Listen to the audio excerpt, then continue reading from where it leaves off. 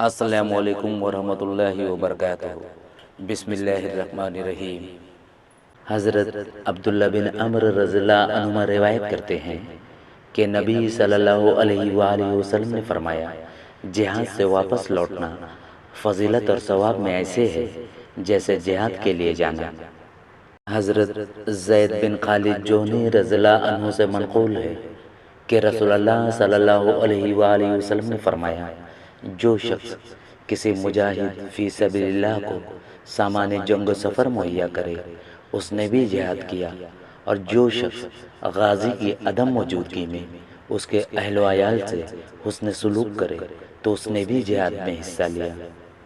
حضرت برائدہ رضی اللہ عنہ سے روایت ہے کہ رسول اللہ صلی اللہ علیہ وآلہ وسلم نے فرمایا،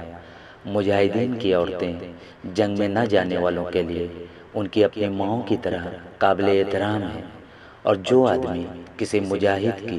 عدم موجودگی میں اس کی بیوی کے ساتھ خیانت کا ارتکاب کرے اسے قیامت کے دن اس مجاہد کے سامنے کھڑا کر دیا جائے گا کہ وہ اس کی جتنی نیکیاں چاہے لے لے۔ پھر تمہارا کیا خیال ہے، کیا وہ اس کی کوئی نیکی چھوڑ دے گا؟